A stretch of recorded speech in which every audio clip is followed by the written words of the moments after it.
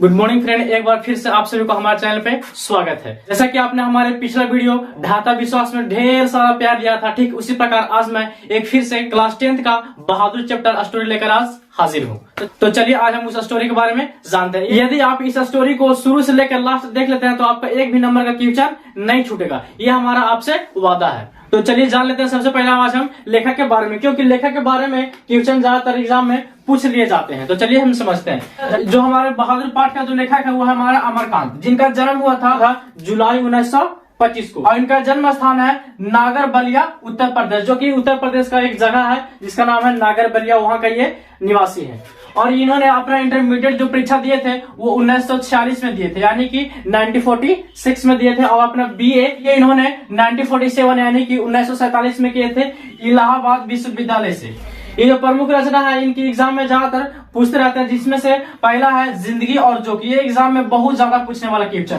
जिंदगी और जोक किसी रचना है तो हमारा अमरकांत जी का है, ये इसे याद कर लें क्योंकि एग्जाम में ज्यादातर इसका ये जो क्वेश्चन है रिपीट होते ही रहता है। अगला है देश के लोग मौत के नगर मित्र मिलन, ये भी एग्जाम में आते ही रहता है मित्र मिलन, इसे भी आप ध्यान से देख लेंगे।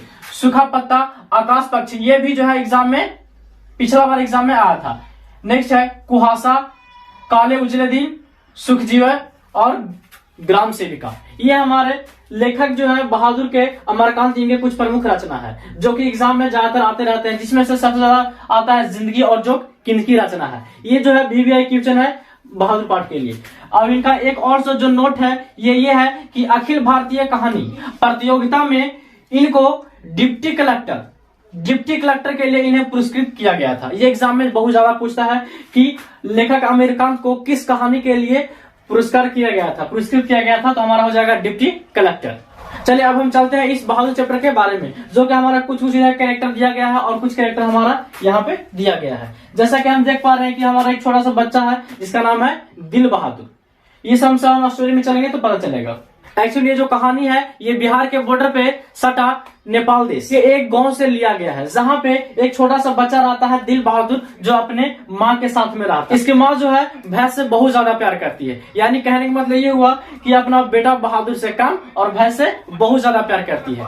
एक बात की बात है, ये जो बहादुर जो होता है ये दिन भर यानी कि खेलते कूदते ही सिर्फ रहता है, यानी कि डोल पत्ता ये वो भी है ये खेलते रहता है। जैसा कि हम लोग बचपन में खेले थे डोल पत्ता, छुआ छुआ, लुका छिपी, इस तरह से बहादुर भी जो है अपना बचपना जो है खेलने में बिताते रहता है। लेकिन माँ सोचती है कि हमारा जो बेटा जो है दिल बहादुर जो है हमारे काम में हाथ बटाए, लेकिन दिल बहादुर ऐसा नहीं चाहता। दिल बहादुर सिर्फ अपना फ्री रहना चाहता है, यानी सिर्फ खेलना चाहता है। एक बार की बात है, इसकी माँ जो है एक बार चल जाती है खेत में काम करने के लिए, तो माँ बोलती है बहादुर से कि बहादुर इस भैंस जो है ये भैंस को जरा थोड़ा चरा लो। तो बहादुर जो है जाता है चराने के लिए, लेकिन बहादुर जो कभी इसमें कभी काम किया नहीं था तो इसको कभी मन लगता नहीं था। जब मन लगता नहीं था तो भैंस को वो गुस्से में आकर के इसको पीट दिया बहादुर। जब बहादुर पीट दिया तो भैंस जो है ये भागी भागी चल गई माँ के पास। एग्जाम में ये पूछता है कि भैंस जो है भाई किसके पास चली गई थी, तो बहादुर के माँ के पास चला गया था। तो जब भैंस जब जाती है माँ के पास तो माँ जो है इसे कल्पना कर लेती है कि बहादुर जो है हमारा भैंस को कितना पीटा होगा। ये कल्पना करते हुए बहादुर जब आता है तो बहादुर के जो माँ है इसे खूब पीटती है बहादुर को, और बहादुर को इतना पीटती है कि बेचारा बहुत ज्यादा नाराज हो जाता है और उस रात वो घर भी नहीं जाता है। फिर वो किसी तरह से दबे पांव एंट्री करता है अपने घर में, और एंट्री करके एक जो हांडी होता है, इनकी माँ जो घी वो बेचती थी तो जो पैसा हुआ करता था वो हांडी में रखती थी। जैसे कि पुराने समय में कुछ बक्सा पीट तो ऐसा था नहीं, तो सभी लोग हांडी में ही पैसा को रखते थे। तो बहादुर जो है 2 रुपया ले करके और वहां से भाग जाता है। बहादुर जो है वो घर से कितना रुपया लेकर भागता है, 2 रुपया, और भागता है और वहां से करीबन 6 मील दूर एक बस स्टैंड होता है, और ये जो बस स्टैंड है ये गोरखपुर में है। और वहां जाता है तो इसे बहुत से लोग जो है इसे घेर लेते हैं। ऐसा हमारे गांव में भी होता है, ज्यादातर यदि कोई भी आदमी बाहर से आता है तो उसे बहुत से लोग देखने के लिए वहां पे पहुंच जाते हैं कि थोड़ा सा ये अजब टाइप के आदमी है, इसलिए सबको उसको देखने लग जाते हैं। ठीक उसी प्रकार से जब बहादुर भी गया था, क्योंकि हम लोग जानते हैं कि नेपाल की तरफ में जो लोग होते हैं छोटे कद के होते हैं और थोड़ा सा गोरे गोरे होते हैं, तो दिल बहादुर को सभी लोग घेर लिए थे। जब घेर लिए थे तो इसमें जो लेखक जो है अमरकांत, इसके साला साहब भी उस भीड़ में शामिल थे और वहां पे लेखक भी मौजूद था। तो लेखक ने सोचा कि क्यों ना हम इस बहादुर को अपने घर में नौकर के लिए रख लें, क्योंकि लेखक की पत्नी जो थी, लेखक यानी कि अमरकांत की जो पत्नी थी निर्मला बहुत बार कहा करती थी कि घर में नौकर आप रख लीजिए, जहां हमसे काम आप नहीं होगा। क्योंकि ये जो निर्मला जो है जब भी अपने मायके जाती थी तो देखती थी कि हमारी भाभियां जो है वो चरपाइयां तोड़ती थी। यानी कहने का मतलब ये होता है कि इनकी भाभियां जो है सिर्फ खटिया पर बैठ कर सिर्फ फरमाइश किया करती थी कि ये ला दो, वो ला दो, ये बना दो, वो बना दो। तो ये सब सुख जो है ये निर्मला अपना मायके में देख चुकी थी। तो इन्हें भी लगता था कि क्यों ना हमारे घर में भी नौकर होता तो हम भी आज ऐसे आराम को जिंदगी जीते। लेखक के जो साला होते हैं वो दिल बहादुर को लेखक के घर ले आते हैं। ये एग्जाम में भी पूछता है कि दिल बहादुर को लेखक के घर किसने लाया था, तो लेखक के साला साहब ने लाया था। जब फर्स्ट बार जब लेखक देखा था तो करीबन इसका बहादुर का उम्र था 12 से 13 वर्ष, जो कि एग्जाम में भी पूछता है, जो कि बिहार के बॉर्डर पर यानी कि नेपाल का रहने वाला था। ये जो बच्चा जो है इसकी पहचान ही पूछता है, ये पूछता है एग्जाम में कि लेखक ने पहली बार में बहादुर को किस रूप में देखा था। तो बहादुर का जो था ठिगना चिकना चिकाट, गोरा शरीर, भूरा रंग का जूता, सफेद नेकर। नेकर मतलब होता है पाजामा यानी कि पैंट। ये एग्जाम में पूछता है कि नेकर मतलब क्या होता है, तो नेकर मतलब होता है पाजामा, जिसको हम बोलते हैं पैंट। आधी बाह वाली कमीज जो कि आप बंडी तक आता है उसको हम बोलते हैं आधी बाह वाली कमीज, और गले में स्कॉटी रुमाल बांधे हुए था। जिस तरह से हम लोग इस तरह से रुमाल बांधे रहते हैं, ये जो है बहादुर इस रूप में घर से भाग करके आया था बस स्टैंड पे, जो कि ऐसा देखा था लेखक और लेखक के साला साहब ने। तो जैसे ये जब घर पर आता है तो निर्मला जो है इससे पूछता है कि तुम्हारा नाम क्या है, तो ये बताता है कि मेरा नाम दिल बहादुर है, मेरा नाम दिल बहादुर है। एग्जाम में पूछता है कि बहादुर का पूरा नाम कौन सा था, तो दिल बहादुर नाम था। निर्मला जो है इस बहादुर को अपने पास बुलाती है और नाम पूछती है, और पूछने के बाद ठीक इसे कहती है कि बहादुर आज से तुम मेरे घर पर रहोगे और आज से तुम हमारे एक बेटे की तरह रहोगे, और तुम यहाँ पे खाओ पियो आराम से पढ़ो लिखो, और पढ़ लिख करके तुम अच्छा एक इंसान बनो, और जो तुम्हारा तनख्वाह होगा वो तुम्हें ना देकर हम तुम्हारी माँ के पास भेज देंगे। तुम्हारी माँ के पास जो भी पेमेंट होगा वो हम तुम्हारी माँ के पास पार्सल मनी ऑर्डर द्वारा हम भिजवा देंगे। तो ये जो दिल बहादुर जो होता है थोड़ा सा हंसमुख चेहरा का होता है, यानी कि बेचारा हंसता खेलता हुआ लड़का रहता है। तो ये जो बोलता है कि जी माँ जी। उसके बाद जो निर्मला जो होती है अपने गांव मोहल्लों में पूरा ढिंढोरा पिटले चलती है कि हमारे जैसा कोई नौकर कहाँ रखता है, हम नौकर को पूरा ख्याल रखते हैं, अपने नौकर को खिलाते हैं, पिलाते हैं, उड़ाते हैं, जो भी। यानी कि ये जो निर्मला जो है अपने पूरा खूब बड़ाई करती है। जब दिल बहादुर जब आ गया था लेखक के घर पे तो निर्मला को बहुत ज्यादा आराम मिलने लगा था, क्योंकि दिल बहादुर से पानी मंगाना, दवा मंगाना, जो ये हर छोटा छोटा काम करना शुरू कर दिया था। और जब दिल बहादुर जब पहली बार लेखक के घर पर आया था तो इनसे बहुत से जो बच्चे होते हैं कई तरह के सवाल पूछने लगते हैं, जैसे कि बहादुर क्या तूने छिपकली देखी है, क्या तूने छिपकली खाई है। बहुत तरह के आटपटांग क्वेश्चन जो है इस बहादुर से बच्चे लोग पूछा करते थे, और बहादुर भी जो है उसका सिर्फ हंसते हुए मुड़ी हिलाकर हाँ और ना में उसका सिर्फ जवाब देता था, क्योंकि बहादुर जो था एक हंसमुख व्यक्ति था, हंसमुख बच्चा था जो कि हमेशा हंसते खेलते रहता था। बहादुर धीरे धीरे रहते रहते इस घर में घुल मिल बढ़िया से गया था और सभी लोग इससे बढ़िया से रहने लगे थे, क्योंकि किसी के भी घर पर कोई भी नया चीज या नया लोग आते हैं तो उसके साथ में फर्स्ट टाइम बहुत लोग सबको मिलजुल कर अच्छे से रहते हैं। लेकिन जब जैसे जैसे कोई भी वस्तु या कोई भी खिलौना या कोई भी चीज जैसे जैसे पुराना होता है तो आदमी जो है धीरे धीरे उससे दूरी बढ़ाने लगता है। ठीक उसी प्रकार से दिल बहादुर के साथ में भी आगे होता है। तो चलिए आगे हम उसके बारे में जानते हैं। तो होता यह है कि दिल बहादुर दिन भर काम करके जब इसके मालिक यानी कि जब लेखक आता था घर पे तो लेखक को दिल बहादुर बाबूजी कह के बुलाता था। तो ये हर छोटी से छोटी चीज की जानकारी देता था लेखक को, जैसे कि बाबूजी आज सुई गिर गई थी नीचे तो आज उसे हमने उठाया, तो आज वो आया था तो आज वो ऐसे बोल रहा था, तो ये कह रहा था तो वो कह रहा था। यानी कि हर छोटा से छोटा चीज, यहाँ तक कि वो सुई भी गिर जाता था तो उसे उठाकर देने के बाद भी कह देता था, वो भी हंसते हुए, जिससे लेखक बहुत ज्यादा खुश होता था। किसी भी लोग को बुलाने के लिए लंबा चौड़ा नाम का प्रयोग करने में थोड़ा सा प्रॉब्लम होता है, इसीलिए निर्मला ने दिल बहादुर का नाम में से दिल शब्द को हटा दिया था।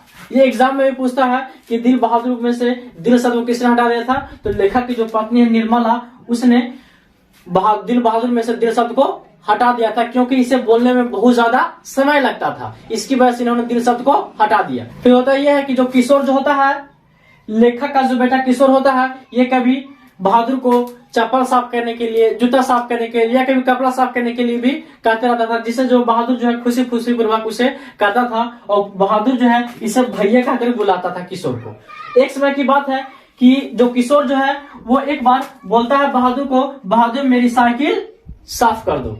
लेकिन बेचारा बहुत ज्यादा बिजी होने की वजह से ये साइकिल को साफ करना भूल जाता है। जब भूल जाता है तो किशोर आता है और देखता है कि मेरी साइकिल साफ नहीं है, तो बहादुर को भला बुरा गाली गलम देता है और उसे डंडे से पीट देता है, जिससे की वजह से बहादुर को बहुत ज्यादा बुरा लगता है और बहादुर जो है इसे कोई भी रिस्पॉन्स नहीं देता है और बेचारा कोने में जाकर बैठ जाता है और रोने लगता है। और धीरे धीरे जब रात होती है तो ये बेचारा अपना सोने के लिए चला जाता है अपने रूम में। जब रूम में चला जाता है तो इसके पास जब रूम में जाता है तो अपने घर से बहुत सा सामान लाया था, जिसके साथ में ये खेल रहा था। जैसे कि हम लोग भी जानते हैं कि बच्चा लोग जो होता है वो कभी गिट्टी रख लेगा, तो कभी कुछ रख लेगा, कभी कुछ रख लेगा। तो बहादुर भी जो है उसी छोटा सा बच्चा था, 12 से 13 वर्ष का था, जो कि ये भी बहुत कुछ अपने साथ में लाया था। तो क्या क्या लाया था अपने साथ? तो इन्होंने अपने साथ में नेपाली टोपी लाया था, कुछ लाल रंग का पत्थर लाया था और एक ताश का गट्टी लाया था, जिसके साथ में ये जब रात को सोता था तो इसे निकाल कर देखता था और इसे खेलता था और उससे बहुत ज्यादा खुश होता था और उसके बाद ये सोता था, जिससे ये निर्मला जो है देखा करती थी कि बहादुर जो है आखिर अपनी पोटली से, अपनी झोली से क्या निकालता है। तो यही निर्मला देखती है कि वो एक नेपाली टोपी लाया है, कुछ लाल रंग का पत्थर लाया है और एक पुराना ताश का गड्डी लाया है, जिससे ये बहादुर जो है सोते समय खेलता है और याद करता है और ये सो जाता है। और जब निर्मला जब पूछती है बहादुर से कि बहादुर क्या तुम्हारी माँ की याद नहीं आती है, तो बहादुर जो है बेचारा कहता है कि नहीं, हमारी माँ का भला क्यों याद आएगी, क्योंकि जो हमारी जो माँ है ये हमें मारती है, पीटती है, इसलिए इसकी माँ को गुस्सैली माँ का दर्जा यहाँ पे दिया गया है। ऐसा बात नहीं था कि बहादुर जो है अपनी माँ को याद नहीं करता था, बहुत ज्यादा याद करता था, बहुत ज्यादा मिस करता था, लेकिन सिर्फ बस ऐसे बोल दिया था कि माँ को हम क्यों याद करेंगे, क्योंकि माँ जो है हम लोग घर पे मारती है, अगर हमको माँ नहीं मारती तो हम काहे न भागते। फिर कुछ समय बाद लेखक यहाँ एक परिवार आता है जो कि मिठाई का डब्बा भी नहीं लाता। जैसा कि हम सब के घर में कोई परिवार आते हैं तो मिठाई का डब्बा लाते हैं, मगर इनके लेखक के जो रिश्तेदार थे वो आए तो थे, मगर एक मिठाई का डब्बा भी घर पर नहीं लाए थे और उल्टी बहादुर पे चोरी का आरोप लगा दिए थे जाते वक्त। एग्जाम में पूछता है कि चोरी का आरोप किसने लगाया था, तो लेखक का रिश्तेदार ने, और ये लगाए थे कि बहादुर ने हमारा 11 रुपया चोरी कर लिया है। तो बहादुर से बहुत ज्यादा पूछताछ करा जाता है कि बहादुर तो क्या तूने पैसे लिए हैं, तो बहादुर बेचारा पैसा नहीं लेता है और इसे बार बार मतलब कि टॉर्चर किया जाता है। और यहाँ तक कि लेखक भी इसे एक आध तमाचा लगा देता है, यानी कि एक अल्लाह पर इसको भी लेखक भी मार देता है। यहाँ तक कि रिश्तेदार जो है कहते हैं कि बहादुर जो है ऐसा नहीं मानेगा, इसे पुलिस स्टेशन के लिए इसको लेकर जाओ, ये जरूर बता देगा कि हमने पैसा लिए है कि नहीं लिए। लेकिन जब बहादुर नहीं लेता है पैसा, फिर भी बावजूद कहते रहता है कि बाबूजी मैंने पैसा नहीं लिया है, बाबूजी मैंने पैसा नहीं लिया है। लेकिन इनके बाबूजी मानते नहीं है, यानी कि लेखक जो है मानते नहीं है और बहादुर को बहुत ज्यादा पीटते हैं। यहाँ तक कि निर्मला भी जो है इस बहादुर पर हाथ उठा देती है, जिससे बहादुर को बहुत ज्यादा तकलीफ होता है और बहुत ज्यादा दुख होता है, क्योंकि पहले से घर में सिर्फ किशोर मारने वाला था, लेकिन अब घर में पूरा व्यक्ति ही मारने वाला इसे हो गया था, जिससे वजह से ये बहुत ज्यादा डरने लगा था और घर में बहुत ज्यादा गलतियां भी इससे होने लगा था। ऐसा हम सब के साथ में भी होता है कि जब भी हम कोई चीज से डरते हैं तो कोई भी काम जो होता है उसको कहता सही से करने के लिए चाहते भी हैं तो वो काम सही से नहीं हो पाता है। और रिश्तेदार जो है ये फिर वहां से चला जाता है और कहता है कि हम इसे सिर्फ बहादुर को आजमा रहे थे कि बहादुर कैसा आदमी है। और उसके बाद जो निर्मला जो होती है उस बहादुर के लिए रोटी भी बनाना बंद कर देती है, यानी कि निर्मला जो है सिर्फ अपना लेखक और किशोर का सिर्फ खाना बनाती है और बहादुर कहती है कि जाओ अपना खाना खुद बना लो, जो कि बेचारा कभी खाना बनाना नहीं जाना था, नहीं सीखा था, जिसकी वजह से बेचारा किसी तरह से रात तो पानी पी के गुजार लिया। लेकिन जब सुबह हुआ तो सुबह भी देखा कि यही हाल है, तो बेचारा किसी तरह से आटा को साना और सान कर रोटी बनाता है, तो कभी कच्चा बन जाता है तो कभी पक्का बन जाता है, यानी कि किसी भी ढंग से सही रोटी नहीं बनता है और बेचारा उसी को किसी तरह से खाता है और अपना जीवन को यापन करना शुरू कर देता है। लेकिन जब घर में बहुत ज्यादा जब लोग मानने लगे थे तो इससे बहुत ज्यादा गड़बड़ियां, बहुत ज्यादा गलतियां भी होना शुरू हो गया था। एक समय की बात है कि जो बहादुर जो है अपने घर में, बहादुर जो है लेखक के घर में सिलबट्टा जिसको हम लोग बोलते हैं लोढ़ी सिलौट, यानी कि जिससे हम लोग मसाला पीसते हैं उसको बोलते हैं लोढ़ी सिलौट, यही सिलबट्टे को ये एक स्थान से दूसरे स्थान पर रखने की कोशिश कर रहा था। उसी दौरान जो होता है इस बहादुर के हाथ से वो सिलबट्टा छूट जाता है और गिरकर टूट जाता है, जिसकी वजह से बहादुर जो है बहुत ज्यादा बेचैन हो जाता है, बहुत ज्यादा घबरा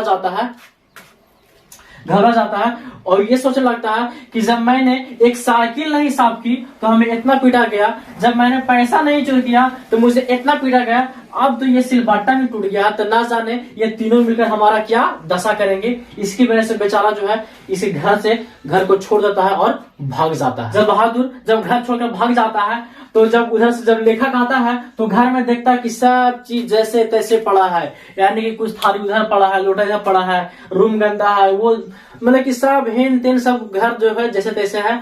और ये जो लेखक की जो पत्नी निर्मला जो है वो गाल पर आंचल रख करके और रो रही है। एग्जाम में पूछता है कि निर्मला जो है कांची रख के रो रही थी गाल पे, तो आंचल रख के रो रही थी और कह रही थी मेरा बहादुर कहाँ गया, मेरा बहादुर कहाँ गया। और इधर किशोर जो भी है इस बहादुर को खोजने के लिए चला गया था बाहर।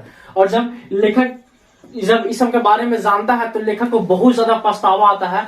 लेखक भी जो है बहुत ज्यादा मायूस हो जाता है, क्योंकि लेखक इसका पेमेंट जो है 5 से 6 महीना तक एक बार भी इसे 1 चमन्नी रुपया भी इसे नहीं दिया था। इसके हाथों में कहा था कि मैं तुम्हें तुम्हारी माँ के पास पैसे दे दूंगा, लेकिन आज तक 1 रुपया भी नहीं दिया था, जिसके वजह से लेखक को बहुत ज्यादा अफसोस होता है। यहाँ तक कि निर्मला कहती है कि बहादुर गया तो गए किया, लेकिन अगर वो बेचारा घर से कुछ चोरी करके भी लेके जाता तो हमको तसल्ली हो जाता कि बहादुर गया तो हमारे घर से कुछ चुरा करके ले दिया। लेकिन यहाँ तक कि बहादुर जो है अपना जूता चप्पल जो भी है, नेपाली टोपी, लाल पत्थर, पुरानी की सब चीज बेचारा अपना छोड़ छाड़ करके घर से एक कागज का टुकड़ा भी नहीं ले गया था, जिसकी वजह से निर्मला भी जो है बहुत ज्यादा उदास हो गई थी, बहुत ज्यादा रो रही थी। और इधर किशोर भी जो है माँ से कहता है कि माँ मुझे किसी तरह से बहादुर को ला दो माँ, बहादुर ऐसा नौकर कभी नहीं मिलेगा माँ। और इस तरह से बहुत ज्यादा दोनों जो है बहादुर किशोर और निर्मला बहुत ज्यादा रोने लगते हैं। कहानी का यहीं पे समापन हो जाता है।